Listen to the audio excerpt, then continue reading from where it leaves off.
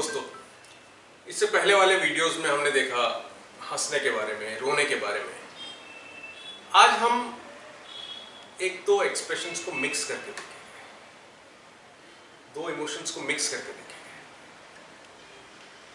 क्योंकि क्या होता है कि एक एक्टर को सडनली एक इमोशन से दूसरे इमोशन में जाना पड़ता है। सपोज एक शॉट आपने दिया जिसमें आपको हंसना है, दूसरा शॉट आपने दिया जिसमें आपको रोना है। तो आपको अपने इमोशंस के ऊपर, अपने एक्सप्रेशंस के ऊपर इतना कंट्रोल होना चाहिए कि आप सडनली एक इमोशन से दूसरे इमोशन में स्विच ओवर कर सकें। और एक एक्टर के जो इमोशंस होते हैं वो उसके ऊपर उसको इतना कंट्रोल होना चाहिए कि वो अपने हिसाब से स्विच ऑन स्विच ऑफ कर सके। किसी भी इमोशन में जाना है एकदम चुटकी बजाते ही होना चाहिए, क्योंकि इतना टाइम नहीं होता है कि भाई हम एक इमोशन से दूसरे इमोशन में जाना, तो बहुत ज़्यादा हम टाइम नहीं ले सकते हैं। उसके लिए हमें प्रैक्टिस करनी पड़ेगी, अपने इमोशंस को कंट्रोल करना पड़ेगा, समझना पड़ेगा। अब कई बार ऐसा भी होता है कि एक ही शॉट में एक एक्टर को हंसना भी है, रोना भी है, गुस्सा होना है, खुश होना है। तो उसको प्रैक्टिस करना, उसको कंट्रोल करना, उसको फील करना बहुत ज़रूरी है। जैसे कि हंसते हंसते रोना है, कोई साइको टाइप का कैरेक्टर है जो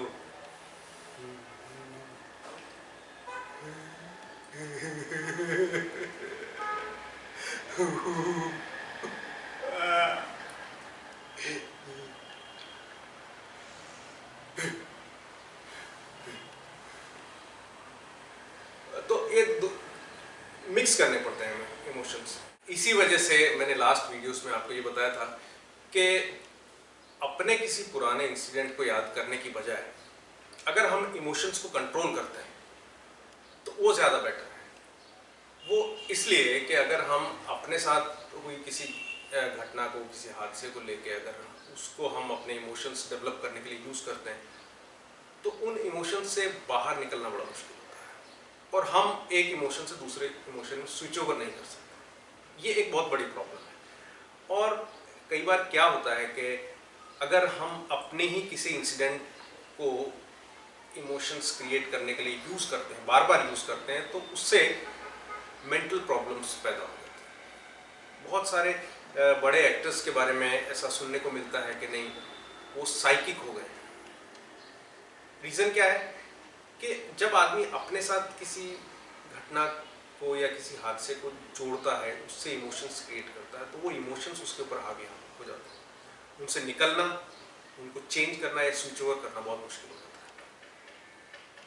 है। उस केस में क्या होता है, इमोशंस हमें कंट्रोल करने लगते हैं।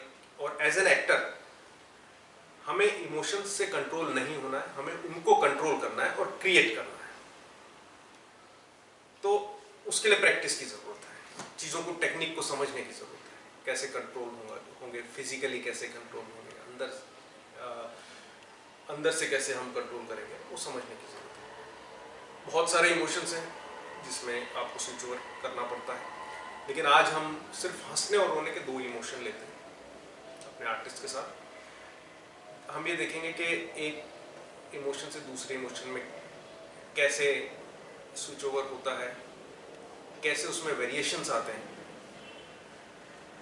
और फिर उसको देख के आप लोग भी प्रैक्टिस कर सकते हैं।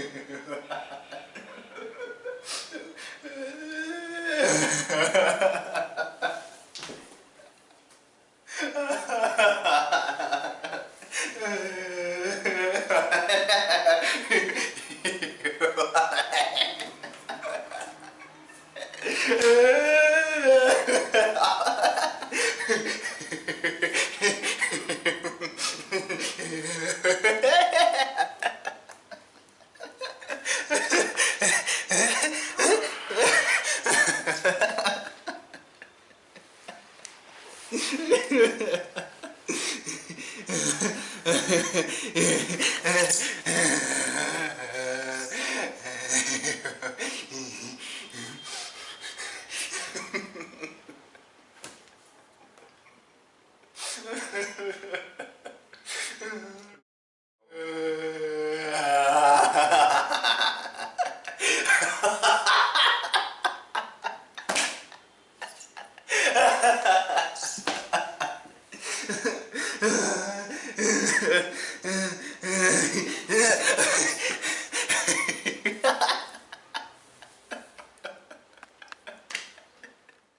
देखा आप लोगों ने कि कैसे एक इमोशन से दूसरे इमोशंस में एक एक्टर चेंज करता है।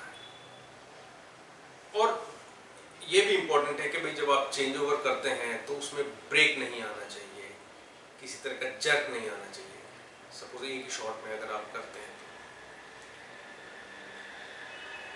तो इसके लिए तुमने क्या टेक्निक फॉलो की थी? मेन जो मैंने फॉलो किया है वो है technicality, I mean face expression.